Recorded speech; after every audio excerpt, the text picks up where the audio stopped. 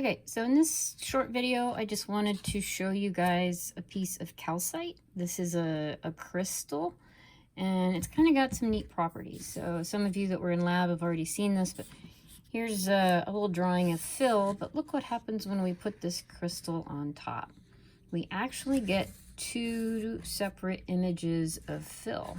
And you can see as I rotate this, see the images rotate as well, or they change position, right? First, that one on top looks like it's to the right, and as I rotate the crystal, it goes to the left. But there's only one image, so why am I getting a double image? Well, let's look with our polarizer. So I'm going to stick a polarizer on there, and one image disappears, and I'm going to rotate the polarizer. And now we're seeing the other image.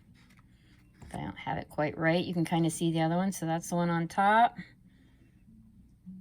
And now there's the one on the bottom. So these two images that we get from the crystal are two different polarizations. So one of them is perpendicular. So you can see the corner of my polarizer here. And then try to get it so there's no reflection there. So there's one polarization. I rotate this by 90 degrees and we get the other image. So the two images that we are seeing through this crystal are perpendicular polarizations. One is going to be horizontal and one is going to be perpendicular. Okay. And that's because these crystals have what's called an optical axis. Let me see if I can remember which way this one is. I don't know if I'm going to be able to do this through the camera. But if you look at it, it's actually like opposite corner to opposite corner. I think it was this one to this one. If you look through it just right along the optical axis, you can get the two images to show up on top of each other. But this is actually what, if you've watched the show Vikings on the History Channel, at the very beginning of that show, Ragnar Lothbrok, oh, I'm almost there. There's the optical axis. So from this one to this corner. They used what the Viking sunstone to find the sun while they were out in the ocean because they didn't have compasses back then. So they needed to know where the sun was. And there's a lot of stuff in their sagas about a sunstone, and most people believe, I think, that it was a calcite.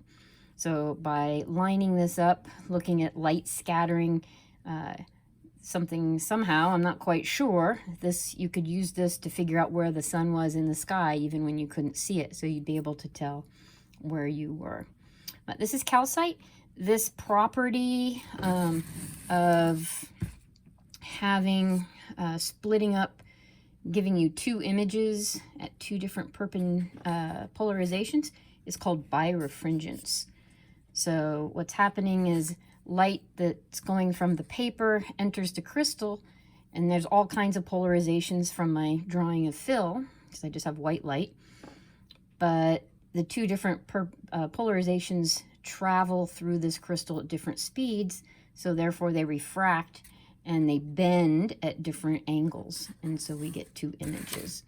And how I orient this crystal with respect to the axis changes the refraction. So that's why the image is changing as I rotate, because the axis is kind of corner to corner in these crystals. It's kind of strange, but kind of a neat trick.